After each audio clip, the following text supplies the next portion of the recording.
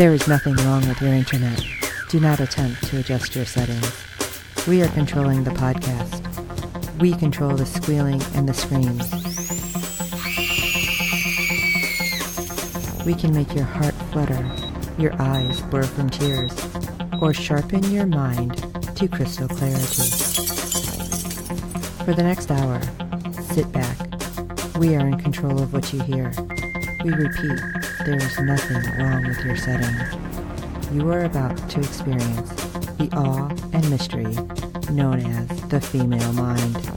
You are now entering the Fangirl Zone. Welcome to episode 116 of Sci-Fi Talk in the Fangirl Zone, a podcast where we discuss shows on the Sci-Fi Channel. I'm Sean, Fangirl S. And I'm Steve, and tonight we'll be discussing the Season 2 finale of Channel Zero No End House. Oh, God, it was so good. Yes. All right, so before we get in this, you have news. Yes, I do. Sci-Fi Today announced that Deadly Class, based on the graphic novel of the same name by co-creators Rick Remender and Wes Craig, has been picked up to pilot. From Sony Pictures Television Studios and Universal Cable Productions, the graphic novel was adapted to television by executive producers Remender and Miles Feldscott, Joe Russo, The Avengers Captain America, Anthony Russo, The Avengers and Captain America, and Mike LaRocca, Spy, from the Russo Brothers Productions, and Adam Targan, Banshee, from Chipmunk Hill, will also executive produce, along with Lee Tolan Krieger, The Age of Adeline. Targan will serve as showrunner, and Krieger will direct. Deadly Class follows the disillusioned teen recruited into a storied high school for assassins, maintaining his moral code while surviving a ruthless curriculum, vicious social cliques, and his own adolescent uncertainties may prove fatal. Oh, so just like high school. Right. Set against the backdrop of late 80s counterculture, just like high school. Yeah. Deadly Class is a coming-of-age journey unlike anything you've ever seen. Deadly Class joins previously announced projects in development at Sci-Fi, including Night Flyers, a pilot based on author George R.R. Martin's novella, Tremors from the 1990 film of the same name starring Kevin Bacon, and The Purge, based on the popular film franchise and set to air on both USA and Sci-Fi. Oh, this should be interesting. Especially, it's going to be set in the 80s. So, Right. Like Breakfast Club-esque times? Yes, but if we're talking assassins, Yeah, okay, maybe so more Sopranos. I can just picture the Breakfast Club with some kind of weird, like, Assassin's Creed thing happening. I don't know. This Right. is weird. I don't know. I guess we'll find out. If any of you have ever heard of this, because it was a graphic novel, let us know what you think of the graphic novel, and if you think this is something that's going to, be able to come over. Because a lot of these companies, Sci-Fi, we see them doing this with what is it, Happy? Right. That one I'm kind of iffy about. Yes, extremely. Obviously, Walking Dead did great, and Sci-Fi did it with Winona Earp, and was it Van Helsing also? I think. Yes, and The Expanse was based on a novel, and... Well, that was a regular novel, not a graphic novel. Right, not a graphic, yes. Those have all done great, and then they took a regular novel, which was Hunters, and that wasn't so great. Yeah. So, I mean, I want to know what you guys think. So if anybody out there has actually read this, let us know. And we may have to go looking for this at our local comic book store and see what we think, too. Right. I may have to get on the horn and have them pull some copies. All right. Well, this should be interesting. And they have so many things in production. Still a little salty that we're not going to get any more of a certain show that we really enjoyed that really needed a better finale. But, Yes. Dark matter. But it is what it is. So let's at least have our close with Season 2 of Channel Zero, The No End House. Episode 6, Hollow Girl. Jules goes back inside the No End House to rescue Margot. Together, Jules and Margot must finally deal with Seth and the father in order to escape the house before it's too late. So interesting. And I have a question. Okay. Since it was already in the synopsis, we know Jules goes in, so it ends up being somewhere semi-close for her to go. Do you think somehow the house is trying to help Margot out? That's a real interesting theory there. Because it could have went absolutely anywhere. Right. And it ends up in Quebec. So I don't know how long of a drive that was for Margot, but she got there. So. Well, Jules. Yeah, Jules. For Margot, it was just a quick walk. Yeah. But yeah, it just seemed kind of strange. Because yeah, it could have ended up over, in Australia, where not exactly quick and easy. Right. It may have been impossible for Margot to get there, but. Jules. She's trying to get Margot. Why am I? Jesus, Steve, come on. Because Margot's in there. Yes, Margot's in there. Jules is not in there. But I think it also wanted Jules. Oh, like it wants her back in there. Right. Because I think it really thinks highly of Jules. Okay. Because it's concentrated on her for the whole episode while not Dad was taking care of keeping Margot busy. Okay. And this was interesting too, because we open with Margot eating eggs and toast, like just do at the table, and Dad just sitting there looking kind of glum. And she looks at him, and it's like so innocent. She's like, "You're starving." Right. And he's just like, "I can wait another day." And she's like, "It's okay. It's been too long." I wrote it down. It's like, all right, how much is she already like losing? Right. Because we talked about this earlier. Is it not just those long-term memories? Is she losing like current memories? Because when you had said something about that because her head was hurting. So like maybe it's not holding on to anything new. Exactly. And that's very possible because just looking at her in this conversation, it looks like she's almost to the point where Jules was earlier. Right. Kind of dazed and just like. Right. Just out there. Right. Oh, gosh. All right. She's going through this story. Like she's talking. She remembers what's happening. They're in a lake. She wrote it down and basically she's reciting it to him without having it in front of her. Which I thought was kind of weird. But, joking around that we used to look for UFOs and he has an apple and he says to her in her memory, if this ever rolls out of the lake, don't take a bite because the fish might be fishing for us. And I'm like, okay, because that's exactly what's happening right now. This house was fishing for people. Yes. And he's crying. And that's what kind of threw me. That, because he sees the apple had come up out of the goo.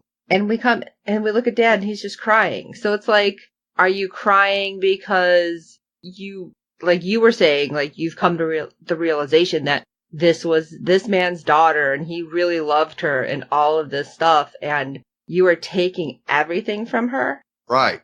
I think he has developed a conscience and it's eating at him big time. And I kind of noticed this as we go. Right. Because things were said and he's just like, no, this isn't normal. Right. And I was just like, wow, okay, so this non-being in the house, which is an extension of the house, is developing this and maybe, and that's why I'm thinking that maybe somehow the house is put somewhere close enough for Jules to get to. Right. But I see your side too, saying, because they didn't have everything and we still don't know what the hell was in there. Right. Then maybe they really wanted her to finish off whatever. Right. Yes, I do have a feeling that they wanted out as bad as not JT wanted out, but they had to have just the right person to release them. Mm-hmm. And that was going to be Jules. Okay. So weird. Especially, I want to know what the hell the stuff is too he's eating. Right. Because maybe it's like tapioca balls. Yeah. Because I'm like trying to figure, somebody's like, oh, is that pomegranate? It's like, right, they're bigger. Yeah. Right. All I can think of is like tapioca balls surrounded by like Jell-O. That's what it looks like. And I wonder if he actually has to eat this, or if it kind of can go off screen where he's like, "Well, Yeah. get this out," because it's weird. Because of course, because he grabs the apple and just pops it open, and it's filled with the weird jelly ball memories. Right. And Margot, just so sweet, just like, "Oh, what is it?" And Dad, who, like you said, very sincere, he's like, "Oh, it's just a few afternoons." Right. But then, it seems like Margot's trying to have a normal life, and that Dad and Seth are trying to give that to her. Because we see her writing down notes, and you see that the writing is changing, though. Yes. Like, it's getting more and more... It looks like my writing. It looks bad. More and more childish, shall we say. As if it was a child writing. See, I'm thinking it looks like how when I'm writing really fast, not looking at the paper. Oh, okay. That's what it was looking like. But yeah, it was looking worse and worse as it goes. Right. And then you see her like crawl in bed with Seth, who's reading a book. How are you reading a book? Nothing makes sense in this place. Yeah. Did you bring one in with you? Maybe they got a library. And he's the only one who can read? Yeah. Maybe. But then, like, the next day, Margot's swimming, and, Dad's just watching her. And then fast forward, like, normal life. It's like, take a walk, eat, have sex with Seth, because this is normal in alternate reality. Right. I'm getting real tired of Seth, like, real fast. Yes. Because as soon as she goes to sleep, he's up and about. Right. And he's like, creeping me out. Yes. Pays a visit to his not parents. Yeah, why is he going there and looking at them? If he doesn't care about them, why does he keep going? Right. And of course, the next morning, Margot is walking down the sidewalk looking for him when Seth approaches and says, "Are you looking for me?" And Margot says, "You've been taking a lot of walks lately." And you go, "Well, what's up with that?" Right. And I'm like, all right, Spidey senses tingling. Yes. And he tells her he was trying to clear his head. See, I was thinking that suddenly, what if this was kind of reversed and those people in the cage were actually the people who he brought in, and he's the one who goes and, like, feeds on their memories. Ooh. That's nice. What I was thinking here, because it's like, why does he keep going there? Right. And reason is he's having them take stuff he doesn't want to remember. Now, how is he able to do that without, them taking too much is what I wonder. Yeah, that I don't know. But, you start focusing on a certain memory that, this is a memory I don't want to have. So, here. Okay. I'll think about that memory. You guys chow down and I won't have to deal with it the next day. Guilt, maybe? So, exactly. You don't have any guilt for anything. Yeah, I don't like you. I don't like you. No. And all of a sudden, as they're talking, Margot kind of stumbles. What the heck did I say? And she's like, "Oh, I just got dizzy." And I think that kind of gave Seth pause, because then all of a sudden he walks back, looking down like an alley, and there's like a flag and a moving truck. And I'm like, somebody's moving in this place? Right. And he's like, huh. And Margot's like, that wasn't there. Things have changed. And Seth is like, oh, yes, the world rearranged itself. And apparently we're somewhere where they speak French. And it's like, all right, so we know it's been a long time because the house doesn't show up quickly. Right. But this I thought was weird, because all of a sudden we're like with Jules. Yes. And like there's a calendar. And she writes like house. How the hell do you know that the house is going to be somewhere during this time? I don't get it. How does she know this? I don't care how much you're researching. JT seemed to be over the top with the research, and he didn't know the when and where. Right. Now, she ended up getting Quebec, and that was all because of a bunch of pictures and stuff that was posts and stuff. Yeah, apparently there's a, what do you want to call it? Like a message board? Yeah, a message board for No End House. Okay, but how the heck did she know? Unless she's just looking back and knows it's been, like, able to figure out going so far back, like, how often it shows up. Right. Which is still weird, but thankfully it showed up close, and it's Quebec. Yeah, how did they have a fandom? I'm telling you, it's just like any other crazy, like, urban legend. You have so many people talking about it. Yep. I'm sure we can just plug in any urban legend in Google and get like Right. Bigfoot. I now want to plug in no one's house. Right. And see what happens, but I might have to do that to see if there's like the Chicago haunted house urban legend thing pops up. We'll find out. Right. But she's gathering up stuff. Right. And an interesting list of items she grabs. She grabs the pictures of her and Margot. And I'm assuming that's to try to help, kind of like Dylan did. Right. A book, a backpack, and a knife. I was wondering what the book was. Was it supposed to be like a journal? Was it supposed to be almost like a shared diary with them, or what? Yeah, must have been. Because she threw the pictures in it, so there must have been something written down in there that memories that they shared or something. Okay. Yeah, maybe it was like something they had through childhood. Right. She drives to Quebec, she finds the house, and when she sees it, she pauses for a minute. Well, yeah, because she's going to have to... How do you gather your strength to go through your fear by yourself? Again. Yeah. Again. But she does, and she walks up and gets in line. Yeah, a bunch of people speaking French. All of a sudden they look at her and, the girl speaks English. It's like, how do you know she doesn't speak French? Right. But, how did you find out about this place? And she pauses, and she wants to be like, run, bitch, run. Right. She's like, oh, my friends. Do not go in. Yeah, but my friends came here last year, or went there, whatever. Right. And it's like, holy crap, now we at least know why Margot seems so, like, out of it. Right. But I feel like Dad has really been not sucking memories down. Right. If it's been a year since they went in the first time, then, yeah, for Margot to have at least some semblance of her still there is... amazing. Yes, and so Dad has to be just barely surviving. Right. But just enough to, like, not go crazy is what I'm thinking. Right. Yeah.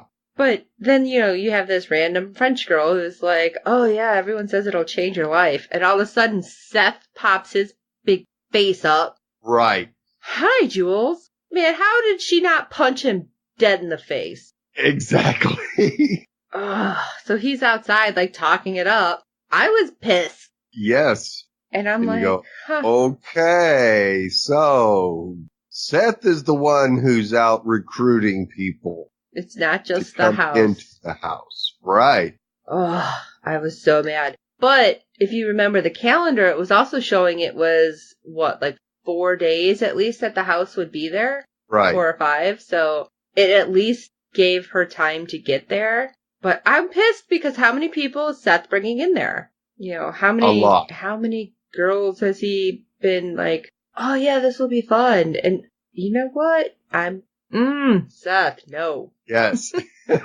Yes. The scumbag alert started going off very loudly. I'm telling you, it was from first episode for me. Yeah.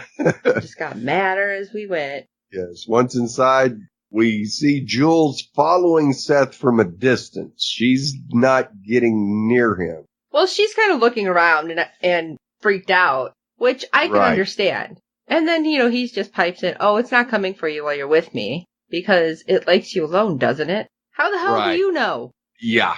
I'd be side-eyeing him. Like, my eyes would be stuck sideways at this point. Right. Of course, Jules replies that she thought it might have starved to death by now. Yeah, interesting the way he says it. He's like, because it won't starve to death while their food source is still out there. It just keeps getting hungrier and hungrier. Thanks, Vincent Price, for making me get more creeped out.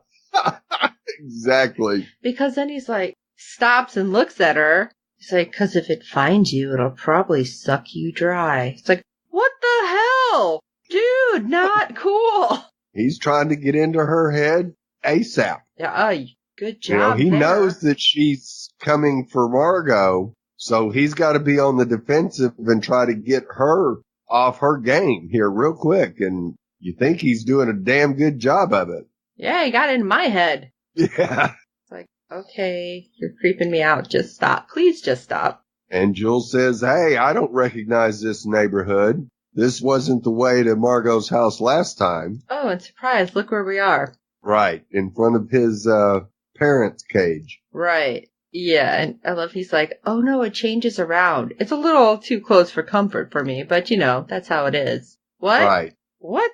And actually, I'll be honest, I'd wrote Seth in like quotes. Seth was outside waiting. It's like, all right, is it like making copies of him and Seth isn't really Seth? That's what I was thinking was happening. No, I think he's got full reign to come and go as he pleases. Yeah, well, especially the next moment. Right. Because he goes into his little speech where the house is an organism and it has instincts, it has an appetite, and it has a will to survive. And the more I understand it, the more I admire it. Right. Well, you go kiss the spear. And I'm like, no. Yeah. Because, Jules had that look on her face like, are you kidding me right now? Right. And I had that same look on my face. Yeah. And when she starts cussing him up and down, it's like, I'm going to get Margot out. So screw you. Screw this house. Screw this universe. Y'all are crazy. Done with you. But apparently, Seth has other ideas. Yeah. Because, man, he just punched her right in the stomach.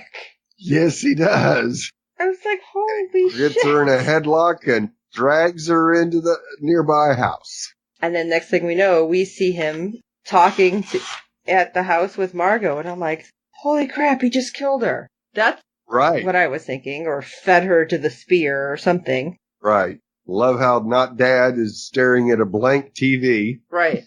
And she's like, this is normal. I'm just going to pop in here. And Margot comes down and is just kind of staring off into space. And ask him if he went for another walk. Yeah, you're not telling her the truth that you're going outside and bringing people in. Bastard. Yeah. And he says, yeah, everything is different now. What does that mean? Yeah, what's up with that? I was thinking he meant because of Jules. I think so, too.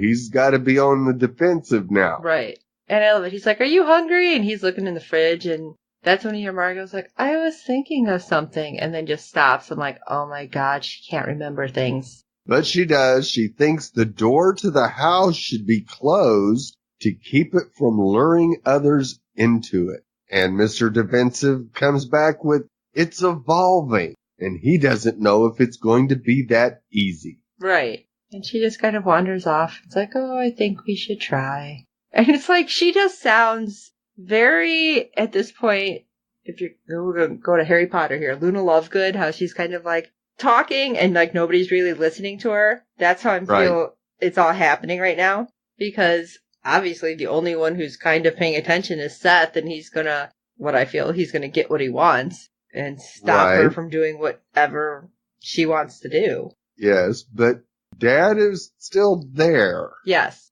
And he didn't react to anything, but I believe he heard everything. Okay. I can see that. But like trying to, I'm going to stay neutral. Yes. I think he's basically trying to figure out what Seth's game is. Okay. So Jules wakes up in an empty room and we go, oh, thank God. Well, I'm like, it's a basement. This isn't good. That's what I'm thinking.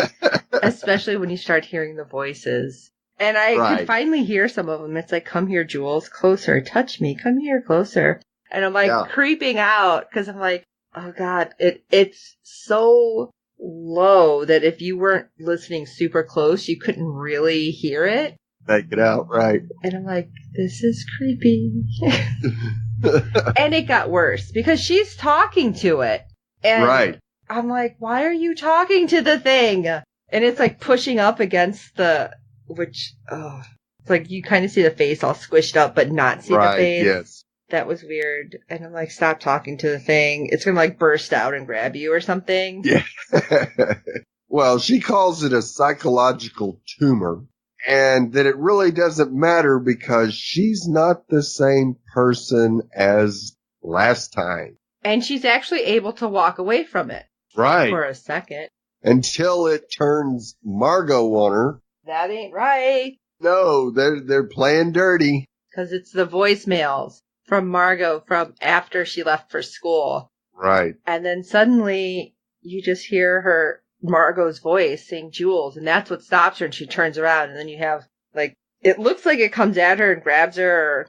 I don't know exactly what it was, and so I'm like, did it get her? Did it just, like, lunge for her somehow? I didn't know what it was, because that's when they cut away. Right. Like, exactly. Thanks for making me not know what's happening, guys. And we see Margot is out on the edge of the driveway. And of course, Seth comes out and asks what she's doing. And she's still thinking about closing the door.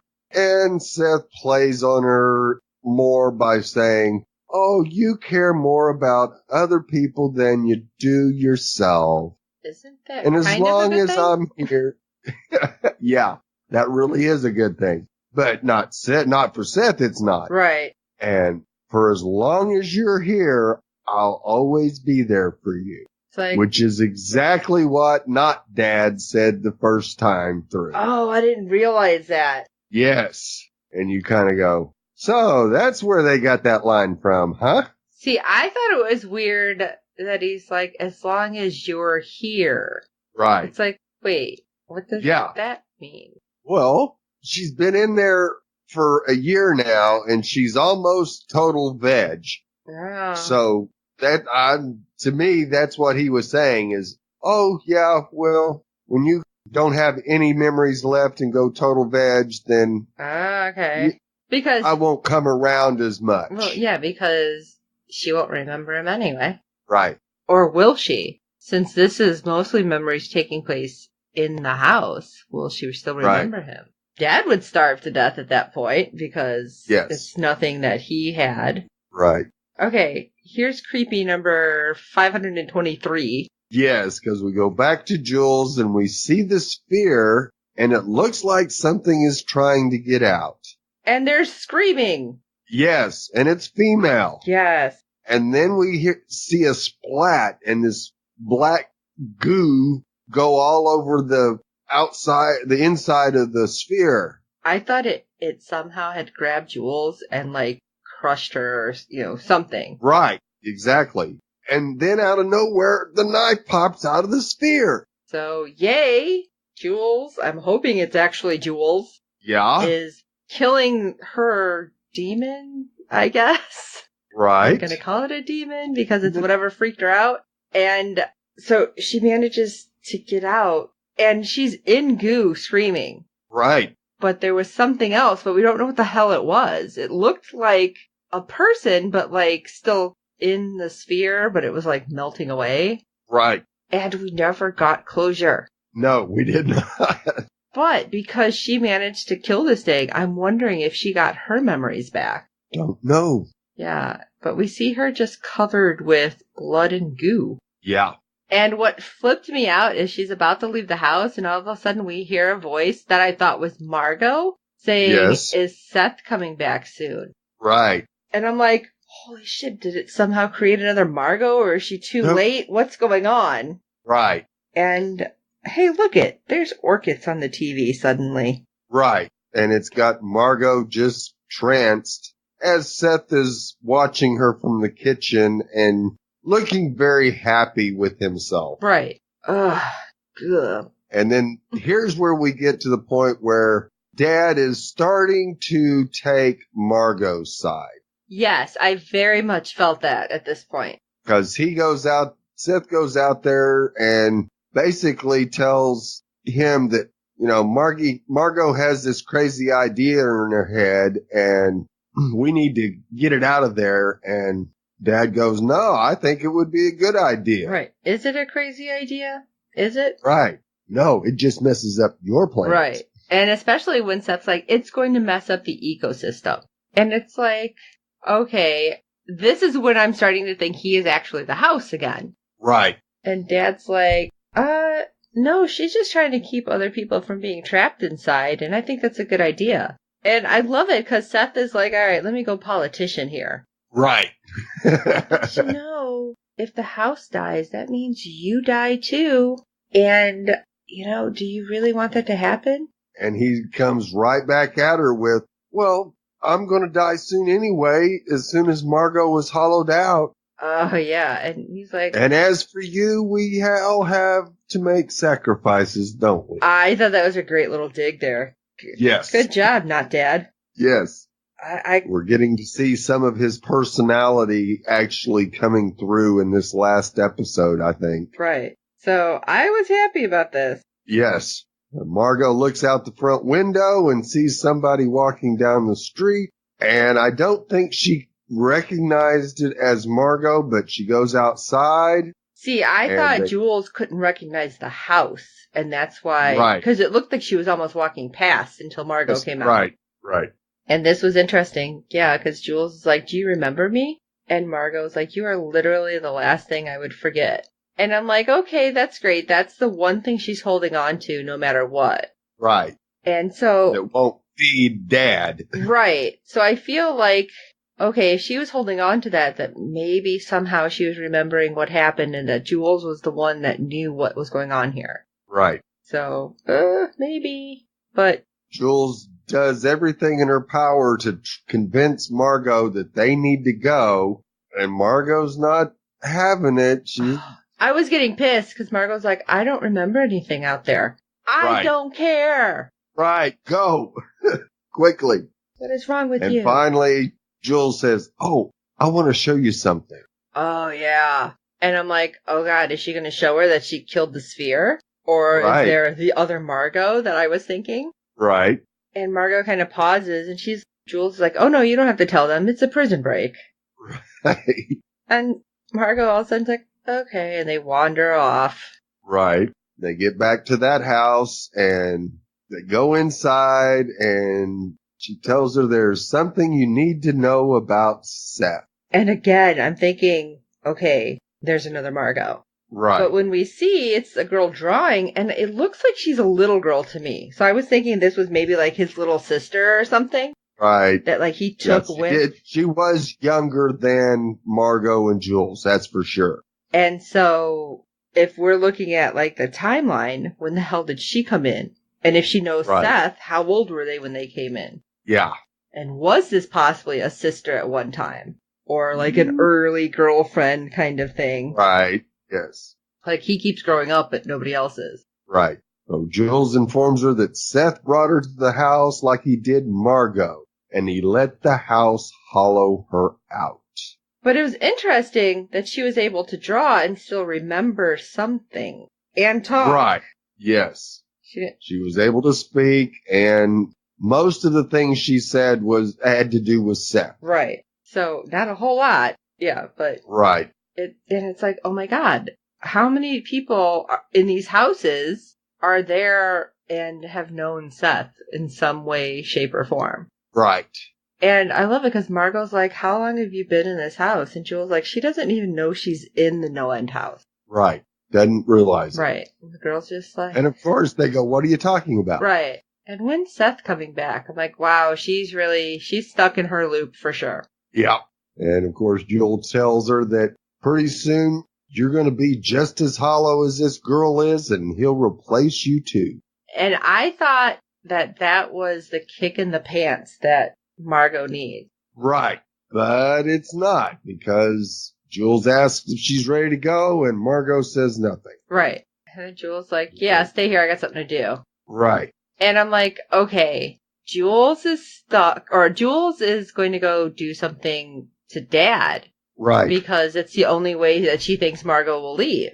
And I was really hoping I was wrong and that she was instead going to go do something to Seth. But right. That's who she should have done. Right. Went after. But we have a whole different type of confrontation that I was not expecting. Right. Because Seth walks down the block towards the caged family. Margot comes out of the house and meets Seth in the street, and she is not a happy camper. No. But she's not super aggressive. She's not like super pissed off woman. No. But I think she could be a whole lot worse. Yeah, because I think it's more with the memories. Like, right. Her aggression may have been taken too, somehow. Yes, I'm sure she probably gave up some memories of her being really upset about something. Yeah, and Seth is just like, oh, hey, what's going on? Like smiling, and I'm like, I'm gonna punch you in your face. Yeah.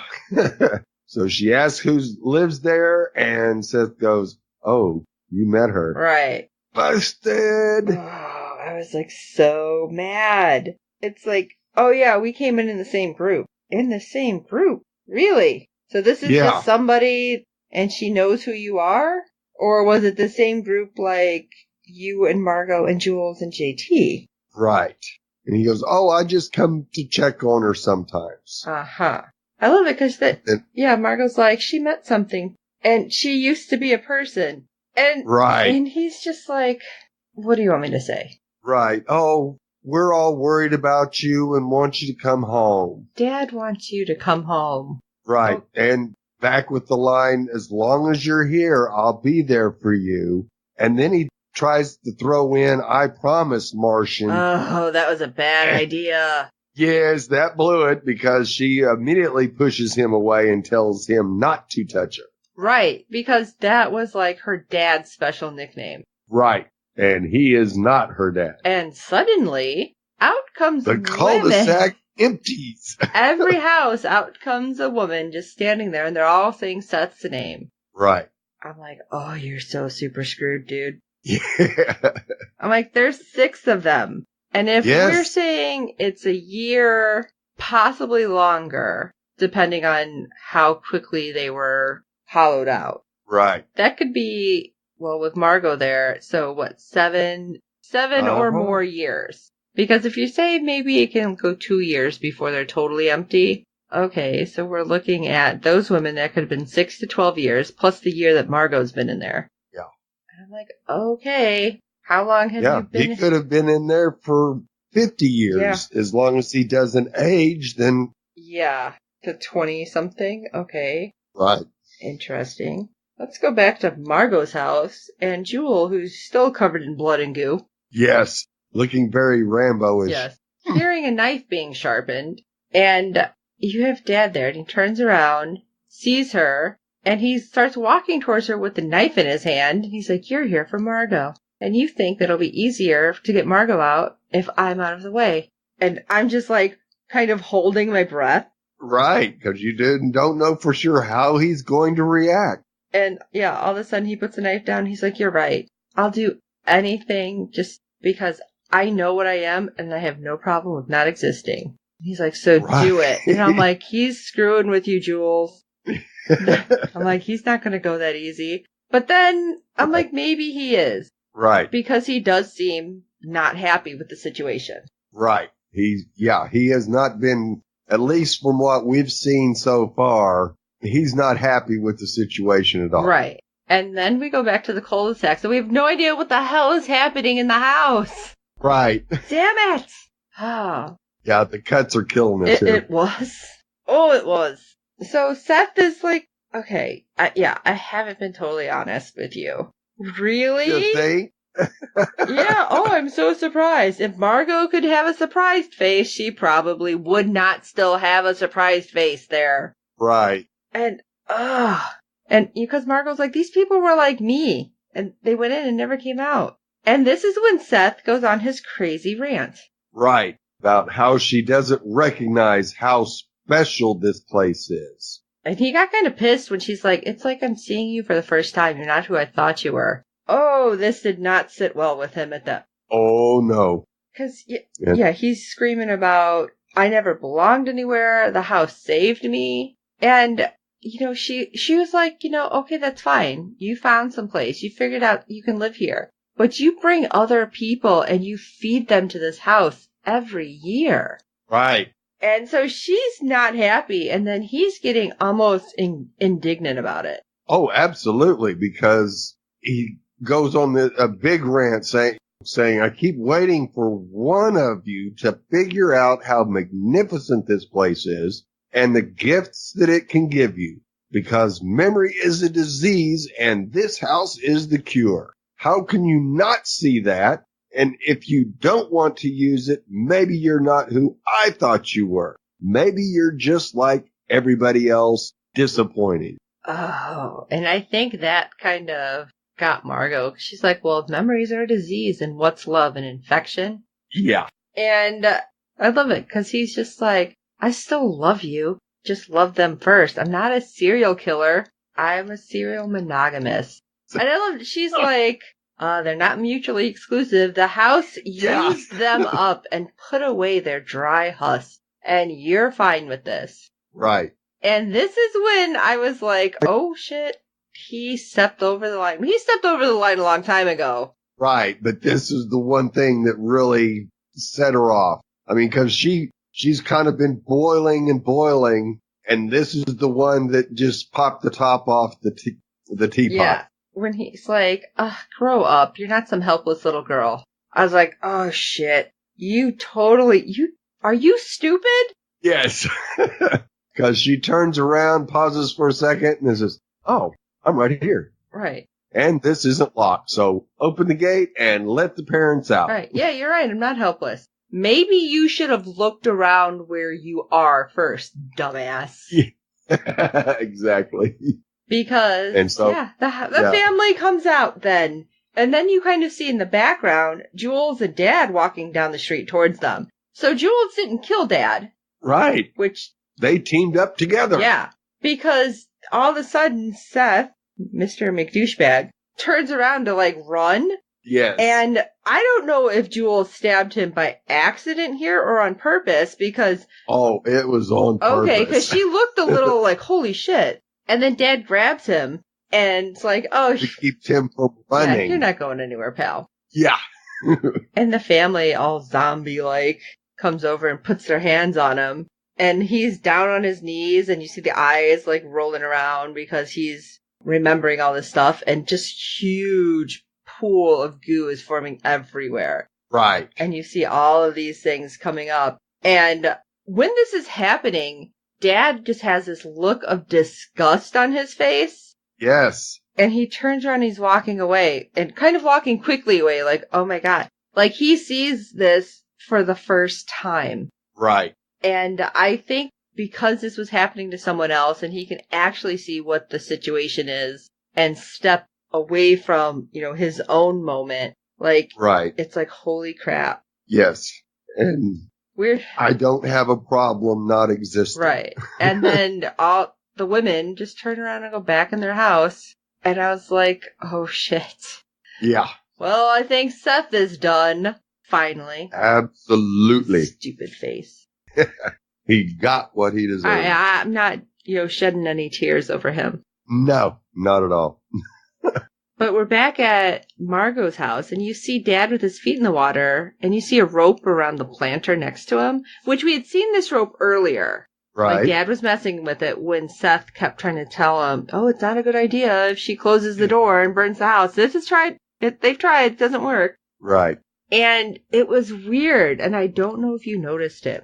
I think it was one of those orchid mantis, in the pool. Because that's what it looked like to me. Right. It could have been. So I'm like, okay, it's dead. Is it trying to say, okay, Seth is dead, and he was our orchid mantis that was pulling people in? Right. Or it could have been signifying the death of whatever was after Jules. Oh, okay. So it probably was a metaphor for both of the deaths. Okay.